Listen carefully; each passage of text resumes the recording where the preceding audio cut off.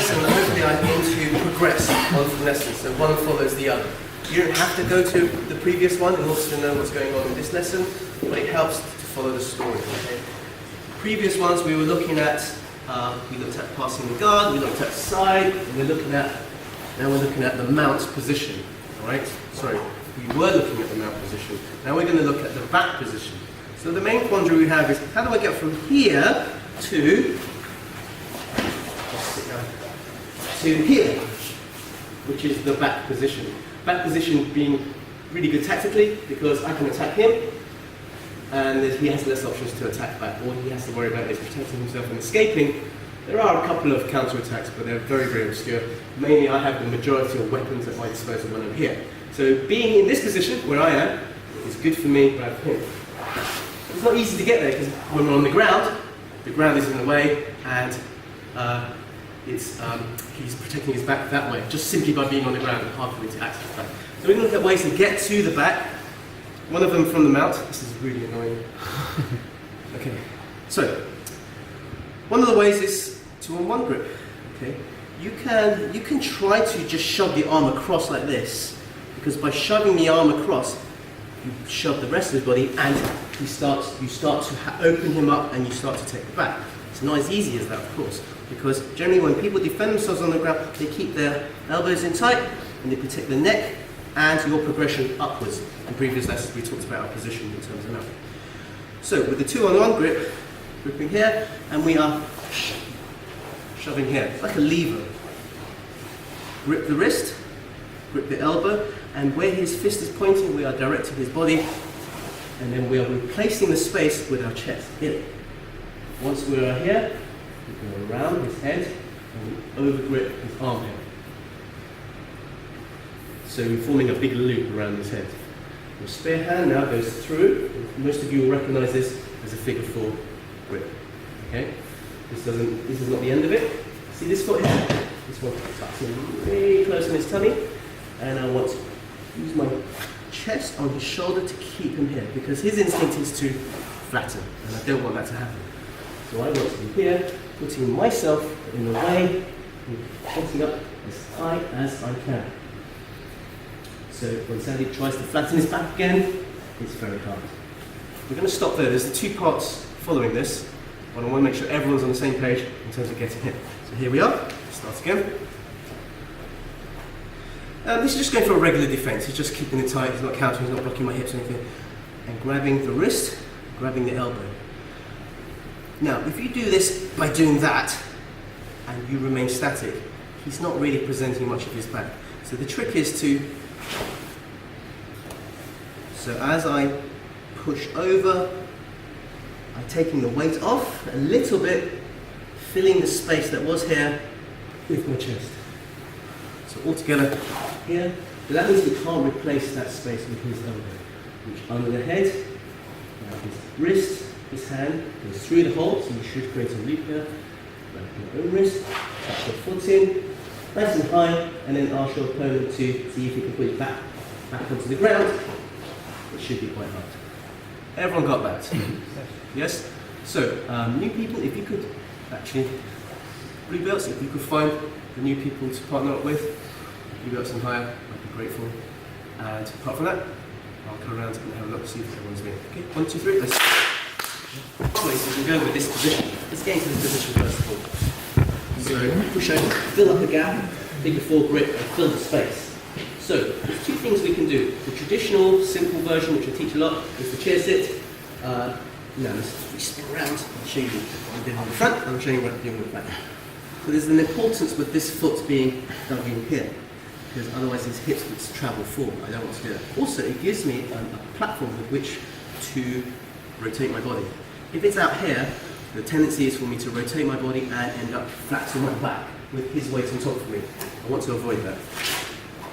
The other component of my leg is my knee as close to him, and my shin is doing this, okay?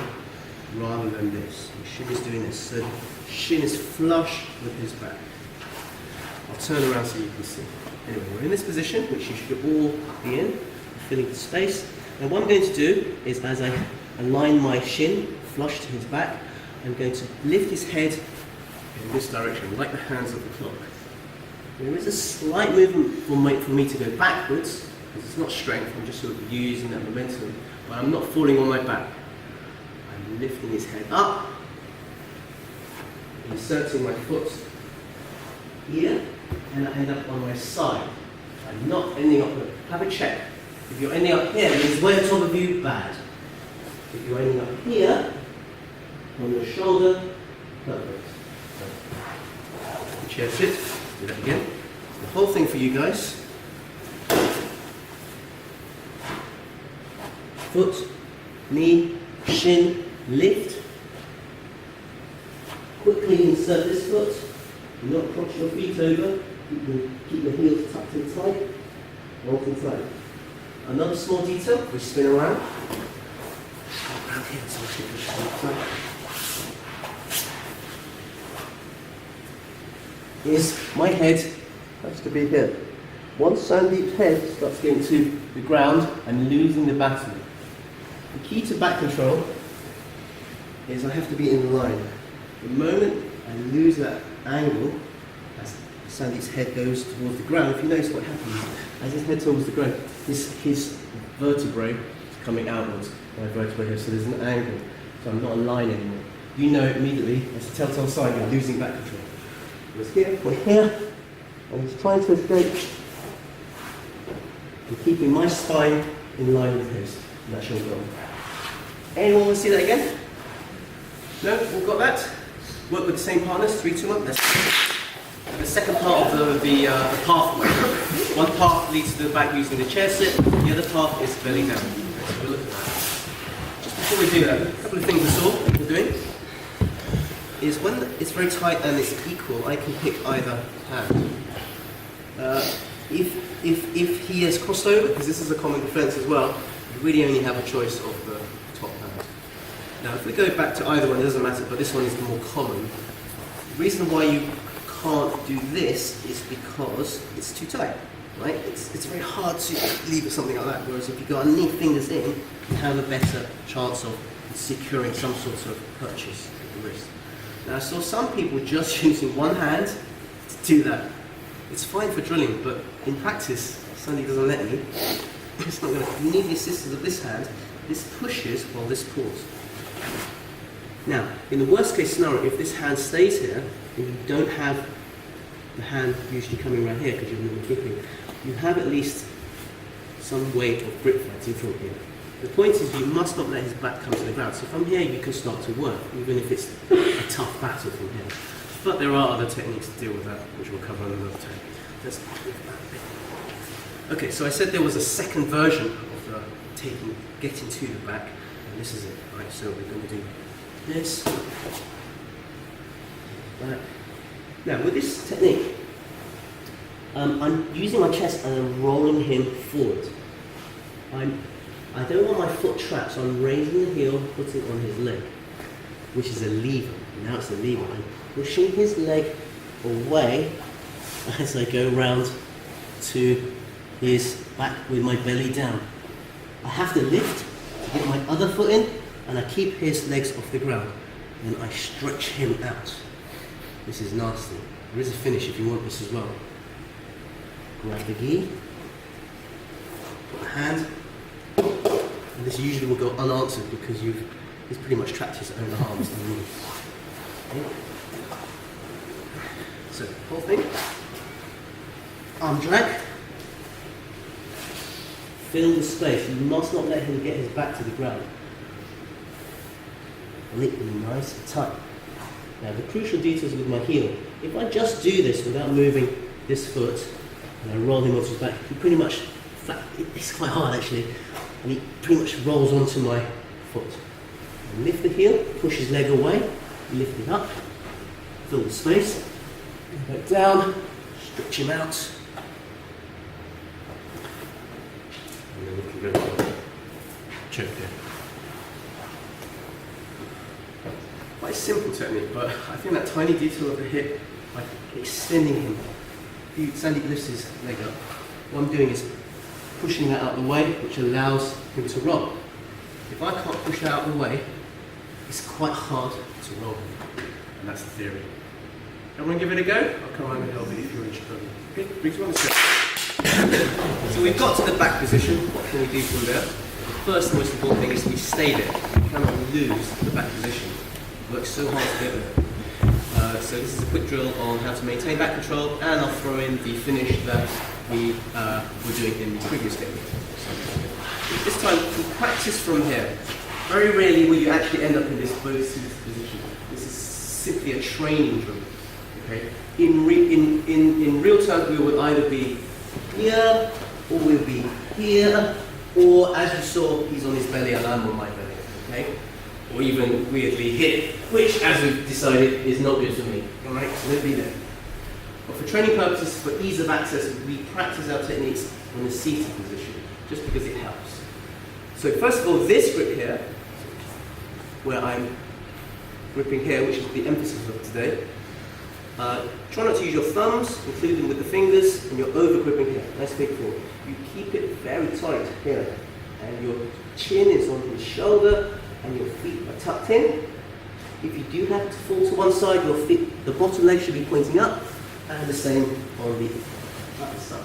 Bottom leg pointing up. Just some small tips which I'll emphasize again and again, don't worry if you don't know. So this is one grip. The other grip, what we're going to transition to, is you're going to practice your grips. You're going to go from the Kimura grip to the basic seatbelt grip. This time he hasn't got his hands, we're just holding here. This is like what we teach the beginners, right? It's what we teach the kids class. This is good for just holding in place, but it's near enough useless for attacking and defending, all right? Or him defending, because he would just prise open your hands and he'll start fighting, and then you're all over the place and he starts going. If you can make an extra contact with him, even better. But that's not always available, so this is a good second choice. But an even better one is what we call the baby grip, which is this. Okay? This is very hard to prise. Okay? So it's the other grip. Okay. So try and prise this open.